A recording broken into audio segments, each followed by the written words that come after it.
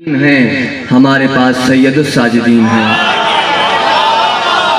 تمہارے پاس ساجدین ہیں، ہمارے پاس سید الساجدین ہیں، تمہارے پاس عابدین ہیں، ہمارے پاس زین العابدین ہیں، تمہارے پاس متقین ہیں، ہمارے پاس امام المتقین ہیں، تمہارے پاس مومنین ہیں، ہمارے پاس امیر المومنین ہیں، تمہارے پاس کائنات ہے، ہمارے پاس مولائے کائنات، اور زندگی گزارو اور تبلیغ کرو۔ مگر اللہ نے کہا ہے محبوب تمہیں دو صورتوں پہ اور دو اصولوں پہ زندگی گزارنی ہے۔ وہ دو اصول کون سے ہیں؟ تمہاری زندگی کے دو حصے ہوں گے، ایک حصہ کار رسالت ہے اور دوسرا حصہ اجر رسالت ہے۔ یعنی پیغمبر کی زندگی کا ایک حصہ کار رسالت ہے اور پیغمبر کی زندگی کا دوسرا حصہ اجر رسالت ہے۔ یعنی آدھی زندگی رسول نے کار رسالت پر گزاری اور آدھی زندگی اجر رسالت پر گزاری، اور یہ رسول نے خود سے طے نہیں کیا، قرآن نے کہا رسول اللہ سے کہ اے رسول یہ اصول بنا لینا۔ جب کار رسالت کی بات ہوئی تو کہا یا ایھا الرسول بلغ ما انزل الیک من ربک وان لم تفعل فما بلغت رسالتہ، اے رسول وہ پہنچا دو جو پہنچانا ہے تمہارے رب کی طرف سے جو حکم دیا گیا، اور اگر تم نے نہ پہنچایا تو گویا کوئی کار رسالت انجام نہ دیا۔ جب یہ آیت آئی تو رسول اللہ نے علی کے لیے کہا من کنت مولاہ مجھے اجر امامت کیا دیتی ہے۔ اب جو کار امامت کا علی کا حصہ تھا زندگی کا، اس میں علی نے تلوار نکالی اور علی نے ایسے کشتوں کے کشتے لگائے، قیامت ڈھا دی، مصیبت ڈھا دی، قہر ڈھا دیا، تلوار چلاتے رہے۔ یہ کار امامت انجام دے رہے تھے، بالکل کار رسالت کے پیرالل۔ وہاں رسول کار رسالت انجام دے رہے تھے، یہاں علی کار امامت انجام دے رہے تھے، دونوں کام ساتھ چل رہے تھے۔ علی نے پہلا حصہ تلوار نکال کر پورا کیا، تلوار نکالی تو یہ کار امامت انجام دے رہے تھے، اور جب گلے میں رسی باندھی گئی علی نے تلوار رکھ لی، 25 برس علی خاموش رہے۔ اب یہ اجر امامت کی باری تھی کہ اب امت اجر امامت کیا دیتی ہے۔ علی نے تلوار نکالی تو چونکہ مجھ سے کہا گیا ہے کہ ولایت پڑھنی ہے تو میں حوالے کر رہا ہوں، تو ایسے ہی سنیے گا کہ جیسے ولایت سننے کا حق ہے۔ علی نے تلوار نکالی تو ایسی تلوار نکالی کہ یہ اسلام کی پہلی لڑائی تھی، جنگ بدر، اور جنگ بدر علی نے تلوار نکالی اور پہلی ہی جنگ میں علی کی شہرت ہو گئی، پورے عرب میں علی کے چرچے ہو گئے۔ کافر کہہ رہے ہیں نہیں کوئی علی ہے کہ جو فاتح ہے، یہودی کہہ رہے ہیں نہیں کوئی علی ہے کہ جو فاتح ہے، خود نئے نئے مسلمان کہہ رہے ہیں نہیں یہ علی ہے کہ جو فاتح ہے، یہ علی ہے کہ جو فاتح ہے۔ علی نے عرب میں اپنا ڈنکا ایسا بجوایا کہ میر انیس نے کہا ہے تخت پر جلوس جناب امیر کا، ڈنکا ہے اب جہاں میں نبی کے وزیر کا، کیفیتیں اٹھائے نہ کیوں دل فقیر کا، نشہ چڑھا ہوا ہے شراب غدیر۔ چھوڑیں گے تو صبح کو پائیں گے، جھوٹ کو چھوڑیں گے تو سچ کو پائیں گے، باطل کو چھوڑیں گے تو حق کو پائیں گے، اگر تین کو چھوڑیں گے تو ایک کو پائیں گے۔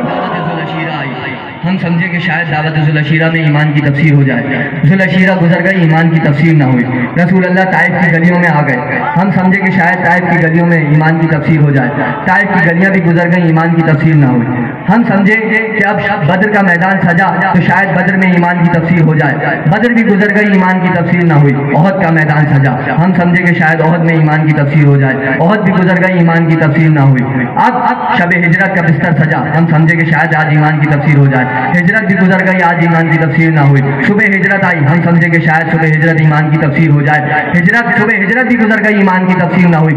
ایک مرتبہ جنگ خندق کا میدان سجا، جنگ خندق کا میدان سجا، کہا کہ بھائی کافر حملہ کرنے والے تو کیسے بچا جائے؟ سلمان فارسی آگے بڑھے، کہا یا رسول اللہ ہمارے علاقوں میں خندق کھودی جاتی ہے، کافروں سے بچنے کے لیے کوئی لشکر حملہ آور ہو تو اس سے بچنے کے لیے خندق کھودی جاتی ہے۔ سلمان کا مشورہ رسول اللہ کو پسند آیا، رسول اللہ نے کہا سلمان بہت اچھا مشورہ دیا، خندق کھودیں گے، چلو بھائی سب خندق کھودو۔ اب صرف سلمان خندق نہیں کھود رہے، رسول اللہ نے سارے اصحاب سے کہا تم سب مل کر خندق کھودو، تمام اصحاب مل کر خندق کھود رہے ہیں۔ ایک منزل تک آپ کو لے کے آنا چاہتا ہوں اور اپنی اس مجلس کے ممدوح تک آپ کو لے کے آنا چاہتا ہوں، اور میں جانتا ہوں کہ میں داد لوں یا نہ لوں، میں دعا ضرور لوں گا کہ جہاں میں اپنی مجلس کے ممدوح تک آ جاؤں گا۔ کیا آپ کہا کہ خندق کھودی جائے، اب تمام اصحاب مل کر خندق کھود رہے ہیں، نہ صرف اصحاب بلکہ خود رسول اللہ بھی خندق کھود رہے ہیں۔ اب میں ایک جملہ آپ کے حوالے کر دوں اگر اجازت ہو تو، کہ اب رسول اللہ اپنی زندگی میں جو کام کریں گے وہ کار رسالت ہوگا. رسول اللہ اپنی زندگی میں چل رہے ہیں کار رسالت، پھر رہے ہیں کار رسالت، کھا رہے ہیں کار رسالت، پی رہے ہیں کار رسالت، سو رہے ہیں کار رسالت، جا رہے ہیں کار رسالت، سانس لے رہے ہیں کار رسالت. رسول اپنی زندگی کا ہر کام کار رسالت کے تحت انجام دے رہے ہیں. اس کا مطلب اگر سلمان کے مشورے پر عمل کر کے خندق کھود رہے ہیں تو سلمان کے مشورے پر عمل کرنا بھی کار رسالت میں شامل ہو. سلمان کے مشورے پر عمل کرنا بھی کار رسالت میں شامل ہو گیا. ابھی سلمان آئے تھے اور سلمان کا مشورہ اتنا پسند آ گیا. یہاں بھی سب کہنے لگے سلمان بہت ذہین ہے، وہاں بھی لوگ کہنے لگے سلمان بہت ذہین ہے. اصحاب کہہ رہے ہیں سلمان بہت ذہین ہے، مہاجرین کہہ رہے ہیں سلمان بہت ذہین ہے، انصار کہہ رہے ہیں سلمان بہت ذہین ہے. سلمان کی ذہانت، سلمان کی شہرت آتے ہی ہو گئی. اگر کوئی انسان مشہور ہو جائے تو ہر آدمی چاہتا ہے اس سے ہمارا تعلق ہو جائے، اس سے ہمارا تعلق قائم ہو جائے. شہرت ایسی چیز ہے کہ اگر کوئی مشہور ہو جائے تو سب چاہتے ہیں اس سے ہمارا تعلق ہو جائے. تو اب جب سلمان کی شہرت ہوئی تو کوئی چاہ رہا تھا کہ سلمان کا تعلق ہم سے قائم ہو جائے. تو مہاجرین کہنے لگے سلمان مہاجر ہے، انصار کہنے لگے سلمان انصاری ہے، مہاجر کہہ رہے ہیں سلمان مہاجر ہے، انصار کہہ رہے ہیں سلمان انصاری ہے. چونکہ سلمان مشہور ہو گئے تھے، سب چاہ رہے تھے کہ سلمان کا رشتہ ہم سے قائم ہو جائے. مہاجروں نے کہا سلمان ہم سے، انصار نے کہا سلمان ہم سے. خیمے کا پردہ الٹا، رسول اللہ باہر آئے، کہا نہ تم سے سلمان و منا اہل البیت.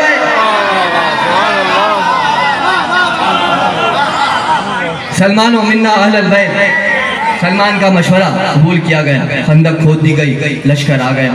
لشکر سامنے آیا، کافروں کا لشکر. کس کی سرپرستی میں آیا؟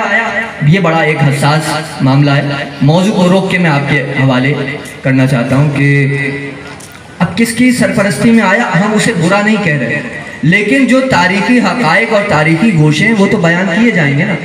یعنی اسلام آنے سے پہلے کی باتیں کیا بیان نہیں کی جائیں گی، جبکہ قرآن نے خود بیان کی. اور ہم برا نہیں کہہ رہے، لیکن جو تاریخی حقائق ہیں وہ بیان کیے جائیں گے. لیکن پھر بھی اگر کسی کو بار خاطر ہو رہا ہے تو ٹھیک ہے. اگر ہم یزید پر لعنت کر رہے ہیں تو بتانا ضروری ہے کہ کہاں سے آیا، کیسی تربیت ہوئی ہے، کس کا کھایا ہے ساری زندگی، کس نے سکھایا، کس کے کہنے پر عمل ہوا. ساری باتیں بتانا ضروری ہیں. لیکن ہمارے بھائیوں کی فرمائش پر کہ بھائی کنیت نہ استعمال کی جائے، کنیت نہ بتائیے کہ کس سے ہے. ٹھیک ہے، آپ کی بات ہم مان لیتے ہیں کہ اب ہم کنیت استعمال نہیں کریں گے. اب ہم اصل پر لعنت کریں گے کنیت کے بغیر. اب ہم شمر بن ذی الجوشن پر لعنت نہیں کریں گے، اب ہم بر شمر لعنت کریں گے. اب ہم بر ہرملہ بن کاہل پر لعنت نہیں کریں گے، اب ہم بر ہرملہ لعنت کہیں گے. اب ہم بر حسین بن نمیر لعنت نہیں کہیں گے، اب ہم بر حسین لعنت کہیں گے. اب ہم بر حارث بن نوفل لعنت نہیں کہیں گے، اب ہم بر حارث لعنت کہیں گے. اب ہم بر یزید ابن معاویہ لعنت نہیں کہیں گے، اب ہم بر یزید لعنت کہیں گے. اب ہم بر عبید اللہ ابن زیاد لعنت نہیں کہیں گے، اب ہم بر عبید اللہ لعنت کہیں گے. اب ہم بر عمر ابن سعد لعنت نہیں کہیں گے.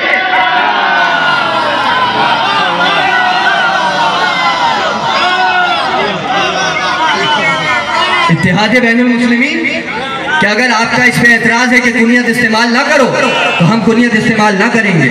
تو میرے بھائی ہمیں اجازت دی جائے کہ تاریخی حقائق بیان کیے جائیں. وہی پڑھ رہے ہیں کہ جو قرآن میں لکھا ہے، ایک ایک جملے کی ہمارے پاس دلیل قرآن سے موجود ہے. قرآن میں جو لکھا ہے وہی بیان کیا جا رہا ہے. آ گیا لشکر کافروں کا، خندق کھدی ہوئی. خندق کو دیکھا، کہنے لگے کہ عرب میں تو یہ رواج نہیں ہے، یقیناً یہ کوئی فارس سے آیا ہے کہ جس نے مشورہ دیا. عمر ابن عبدود نے کہا، عمر ابن عبدود کی سرپرستی میں سربراہی میں لشکر آیا تھا اور آ کے کہنے لگے کہ یہ کسی فارسی کا مشورہ. عمر ابن عبدود نے کہا پریشان ہونے کی بات نہیں ہے، اس خندق کو عبور کر کے دکھاؤں گا. عمر ابن عبدود نے گھوڑے کی لجام کو کھینچا اور ایڑ دی گھوڑے کو. جب گھوڑے کو پیچھے ہٹایا جاتا ہے تو اس کا مطلب یہ ہے کہ بہت شدت سے گھوڑا آگے بڑھنے والا. عمر ابن عبدود نے گھوڑے کی لجام کو کھینچا، اس کے ساتھ 7 سواروں نے اپنے گھوڑوں کو پیچھے کیا. جیسے ہی اس نے لجام کو چھوڑا، گھوڑا خندق کے پار ہو گیا. اب دیکھنا یہ ہے نا کہ جب خندق کھودی گئی تو کیا مشورہ ناقص تھا؟ نہیں. تو پھر خندق عبور کیسے کر لیا، خندق کو پار کیسے کر لیا؟ اس کا مطلب ہے کسی چھوٹے نے خندق چھوٹی کر دی تھی. خندق پار کر لی. اور جیسے خندق پار کی، عمر ابن عبد ود نے رسول اللہ کے خیمے کے دروازے پر نیزہ مارا اور کہا ہے مسلمانوں، تمہارا تو یہ عقیدہ ہے کہ اگر قتل ہو جاؤ تب بھی جنت میں جاؤ گے، قتل کر دو تب بھی جنت میں جاؤ گے، تو آؤ یا تو مجھ سے قتل ہو جاؤ یا میرے ہاتھ سے قتل ہو جاؤ یا مجھے قتل کر دو اور جنت لے لو۔ رسول اللہ نے کہا کوئی ہے جو اس کتے کی زبان کو قطع کرے؟ لہذا کر کوئی ہے جو اس کتے کی زبان کو قطع کرے؟ یا رسول اللہ آپ تو رحمت للعالمین ہیں، یہ آپ نے کیا کہا؟ آپ کی زبان سے تو کبھی سخت لفظ نکلتا نہیں، اللہ نے آپ کو رحمت کہا تو رسول اللہ یہی بتانا چاہتے ہیں کہ جب وہ آیا تھا تو آ کر اس نے کہا تھا تمہارا تو یہ عقیدہ ہے، اس کا مطلب ہے رسول اللہ نے بتا دیا عقیدے پر سمجھوتا نہیں کرنا، عقیدے پر سمجھوتا نہیں کرنا۔ یہ میرا جملہ تھا، علامہ ضمیر اختر نقوی ان کے ایصال ثواب کے لیے ان تک ان کے مرتبہ بلند ہو جائے گا، ان کا جملہ کہ کہا کہ یا رسول اللہ اس نے نیزہ مارا رسول اللہ کے دروازے پر، خیمے کی تنابیں ہلی، تو کہا کہ کون ہے جو اس کتے کی زبان کو قطع کرے؟ یا رسول اللہ دستے ادب جوڑ کے آپ رحمت ہیں، پورے عالمین کے لیے رحمت، کافروں کے لیے رحمت، یہودیوں کے لیے رحمت، مسلمانوں کے لیے رحمت، چرند کے لیے رحمت، پرند کے لیے رحمت، آپ نے کبھی کسی کے لیے کوئی گالی کا یا کوئی سخت لفظ استعمال نہیں کیا۔ یہ رسول اللہ آج کیا ہو گیا کہ آج آپ اس کو کہہ رہے ہیں کہ کون ہے جو اس کتے کی زبان کو قطع کرے؟ تو علامہ ضمیر اختر نے کہا کہ شاید رسول اللہ یہی بتانا چاہتے تھے کہ جو میرے دروازے پر حملہ کر دے وہ کتا۔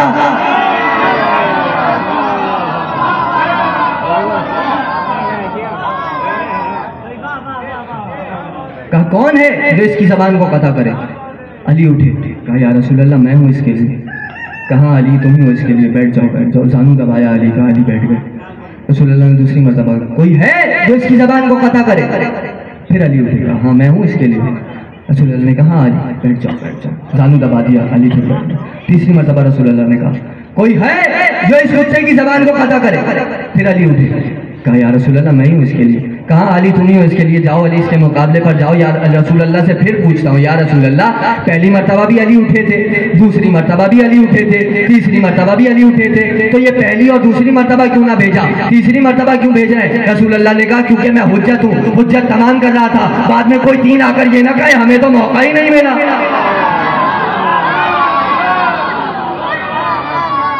ہمیں تو موقع ہی نہیں ملا۔ کہا کہ جاؤ علی جاؤ اس کے مقابلے پر جاؤ۔ بات یاد ہے کہ کہاں سے بات چلی؟ وَلَكِنَّ اللَّهَ حَبَّبَ إِلَيْكُمُ الْإِيمَانَ، ایمان کیا ہے؟ جس کے دل میں جس کی محبت کو قرار دینا۔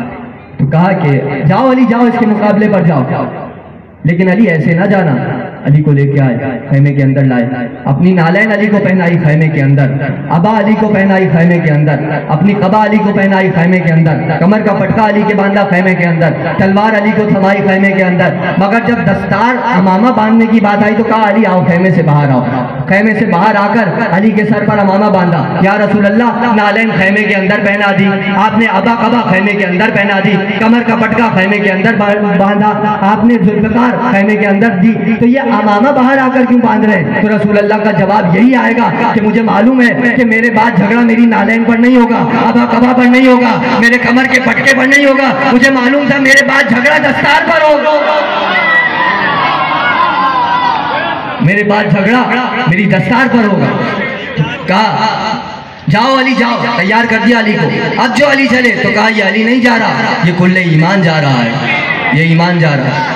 علی چلے مقابلے کے لیے عمر ابن عبد ود کے، ابھی علی جا رہے تھے، یہاں سب کہنے لگے یا علی عمر ابن عبد ود ہے، یا علی ایک اونٹ سے ناشتہ کیا کرتا ہے، یہ ہزاروں آدمیوں کے برابر ہے، اس کی طاقت ہزاروں آدمیوں کے برابر ہے، یا علی آپ کس کے مقابلے پر جا رہے ہیں؟ یا علی ایک دن اس پر ڈاکوؤں نے 100 ڈاکوؤں نے حملہ کر دیا تھا، اس نے اونٹ کے بچے کو چاروں ٹانگوں سے اٹھا کر ڈھال بنا لیا تھا، یا علی اس کی تلوار بہت مشہور ہے، اس کے عرب میں چرچے بہت مشہور ہیں، یہ بہت بہادر ہے، یہ ہزاروں آدمیوں کے برابر ہے، یا علی یہ عمر ابن عبد ود ہے، یا علی یہ عمر ابن عبد ود ہے۔ سمجھ رہے تھے علی بہت لمبا چوڑا جواب دیں گے، علی جتنی باتیں انہوں نے کی ہیں اتنا ہی لمبا جواب علی دیں گے، مگر وہ علی ہی کیا کہ جو اتنا لمبا جواب دے، ارے فصیح ہے، علی کی بلاغت مشہور ہے۔ جیسے ہی کہا کہ یا علی یہ عمر ابن عبد ود ہے، علی نے کہا میں بھی علی ابن ابی طالب،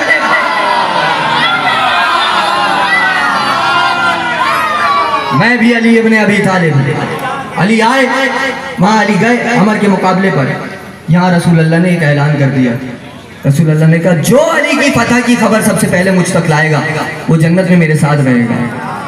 اب شمع رسالت کے پروانے، رسول اللہ سے محبت کرنے والے، پیارے پیارے میٹھے میٹھے اصحاب، رسول اللہ کے دیوانے، رسول کے پسینے پر اپنی جان قربان کرنے والے، سب کی خواہش تھی کہ ہم رسول اللہ کے ساتھ جنت میں ان کے قصر میں رہیں گے.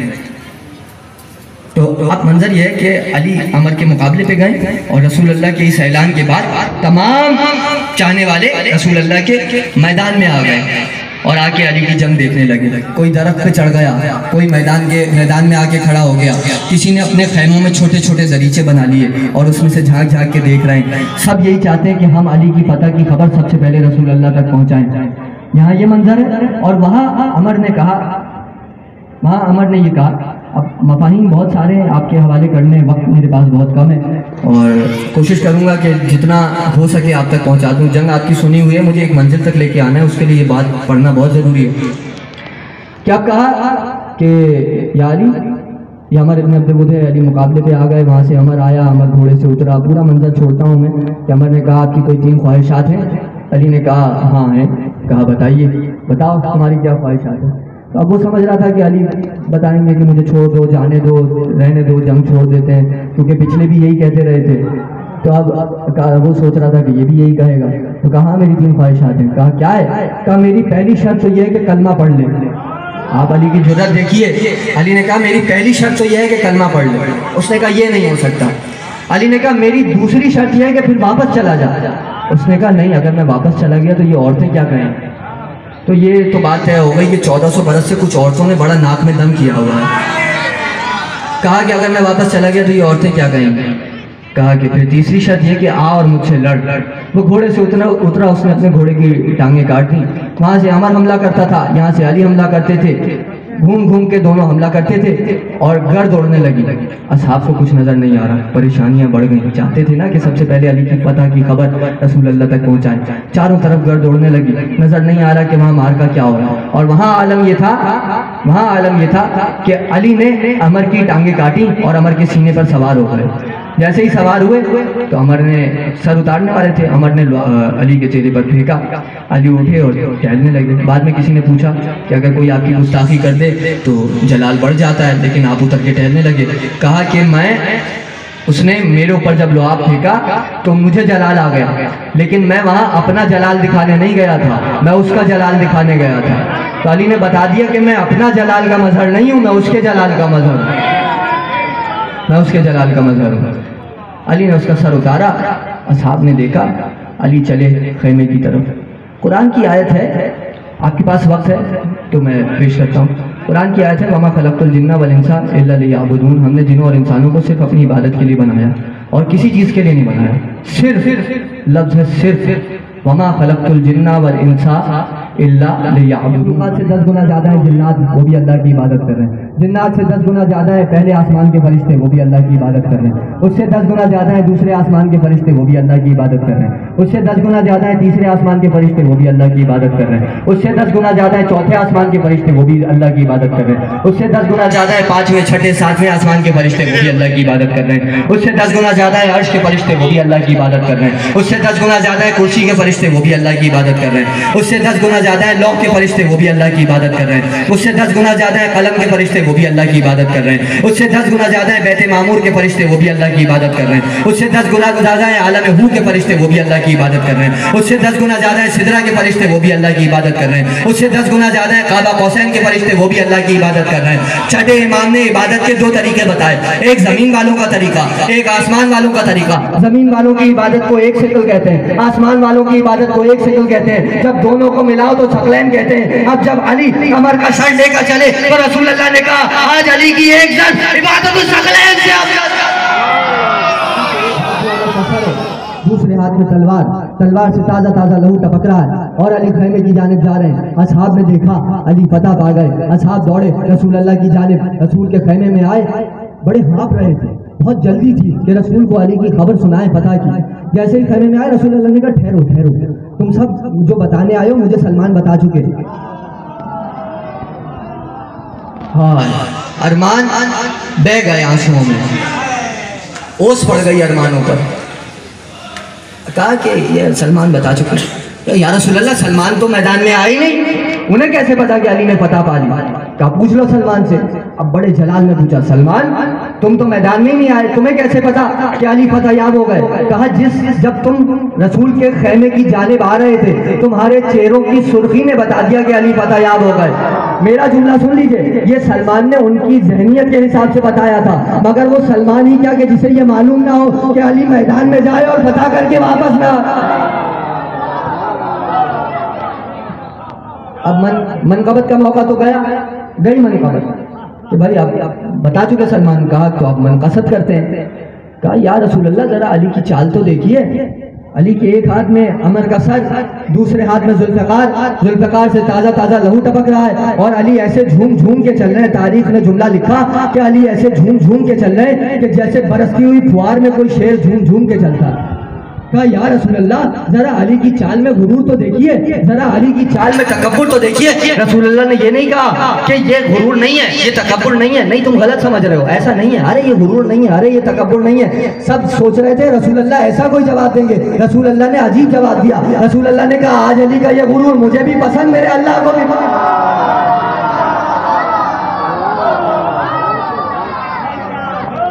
یہ ایک جنگ آپ کے حوالے کی ہے، ایک جنگ. علی نے ایسی اتنی جنگیں کی ہیں، بدر، احد، خیبر، خندق، بیر العلم، ذات سلاسل، نہروان، حنین، صفین، جمل، ایک سے ایک جنگ علی نے کی.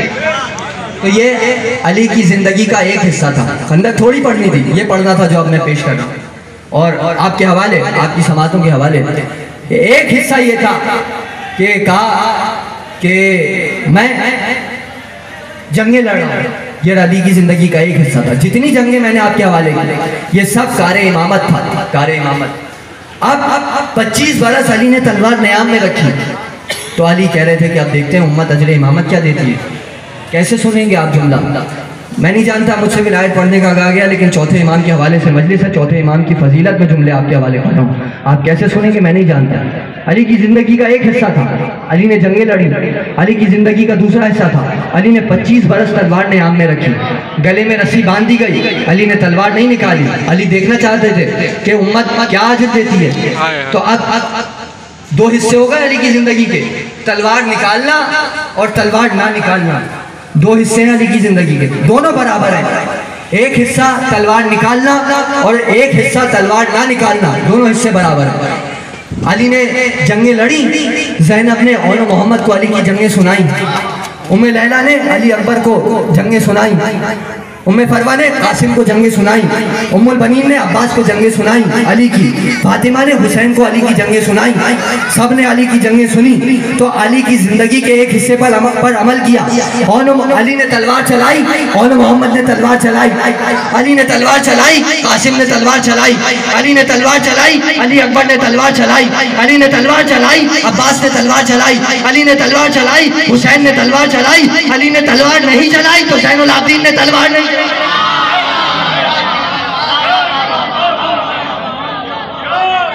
کیسے سنا آپ نے؟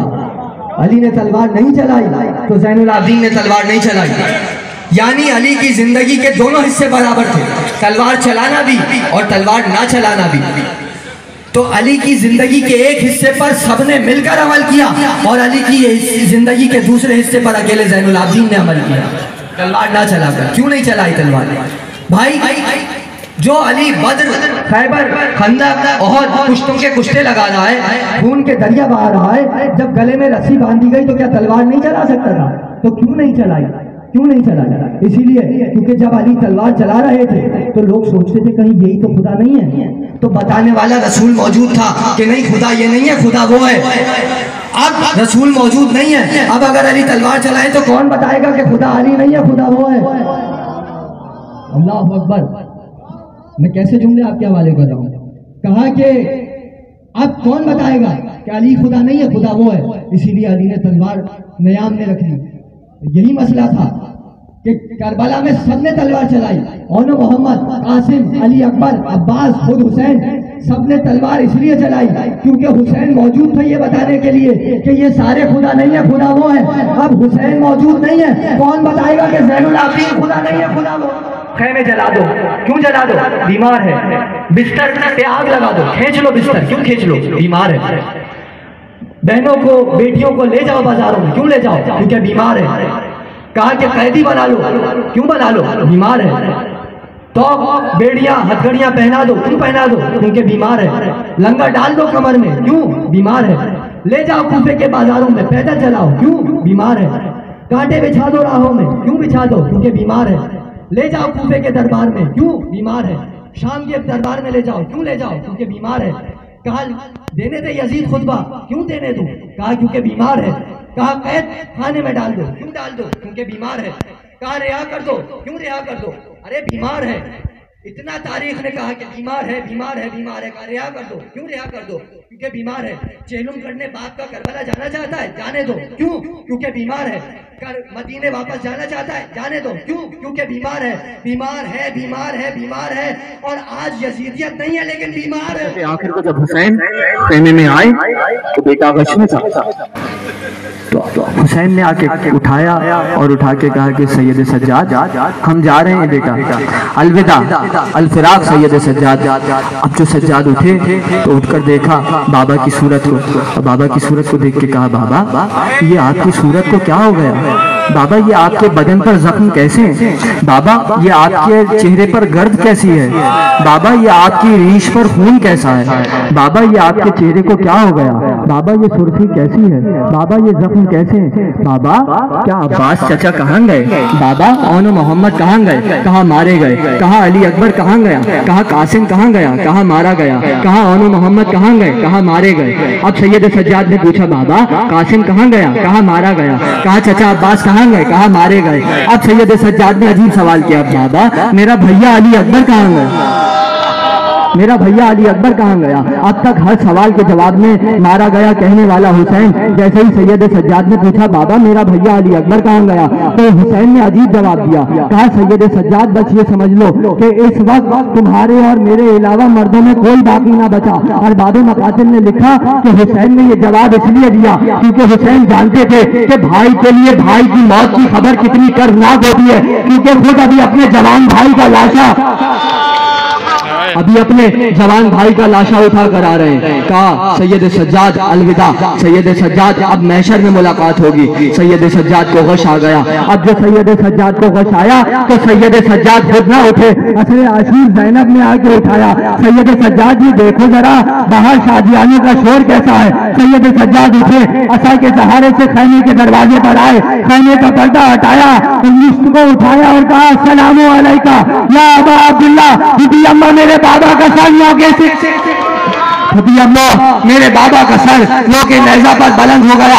اب سید سجاد تعزیت کا انتظار کر رہے تھے، مگر تعزیت ایسے دی گئی کہ تعزیانے لے کر خیمے میں داخل ہو گئے، خیموں کو آگ لگا دی گئی۔ سید سجاد کو تعزیانے مارے گئے، مگر صرف سید سجاد کو تعزیانے نہیں مارے، ارے قیامت یہ تھی کہ سید سجاد کے سامنے 4 برس کی بہن کو تماچے مارے جا رہے تھے، بی اماں کی چادر چھینی جا رہی تھی، اور سجاد فراق کا رخ کر کے کہہ رہے تھے چچا عباس ارے سکینہ کو بچائیے، چچا عباس بی اماں بلا رہی ہیں، چچا عباس سکینہ کو بچائیے۔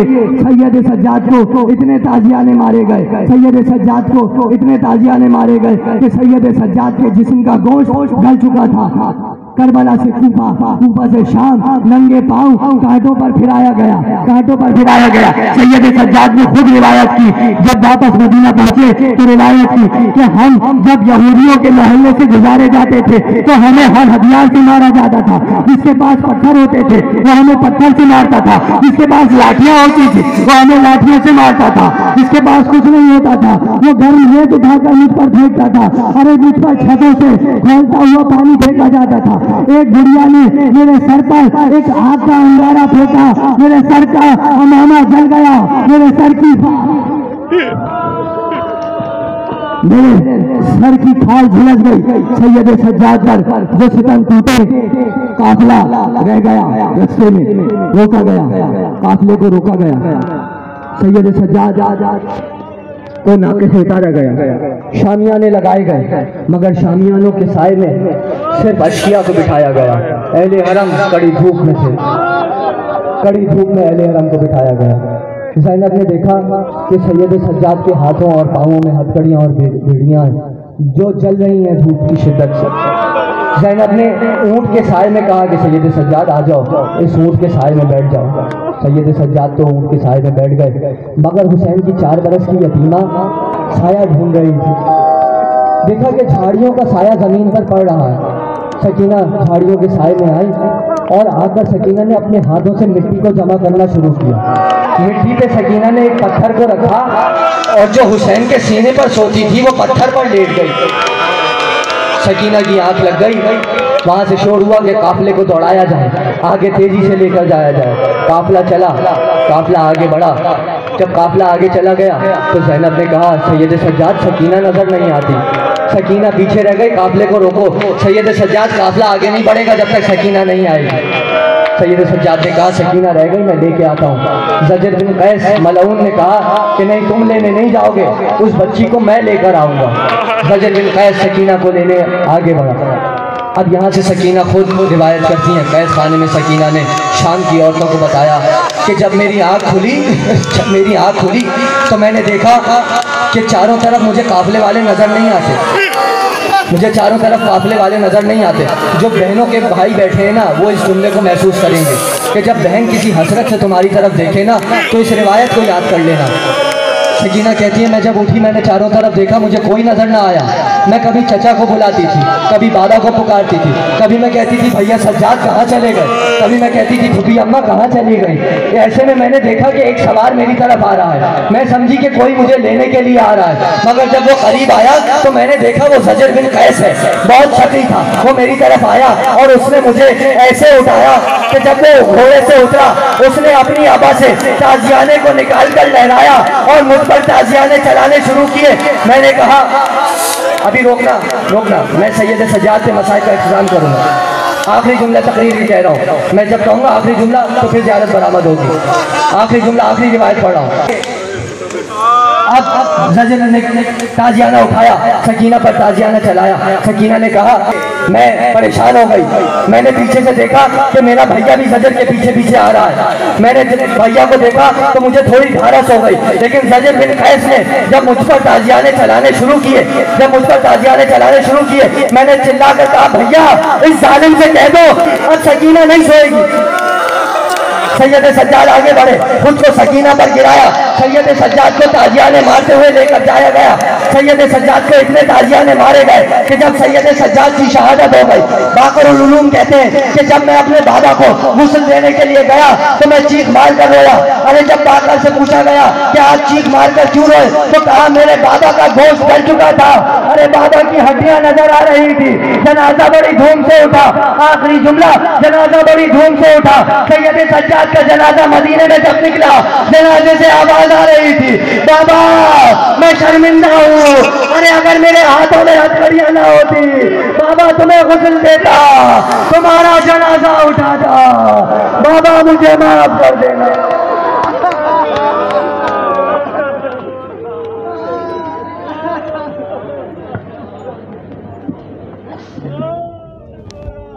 میرے بیمار مولا تیرے جسم سے خون رستا رہا،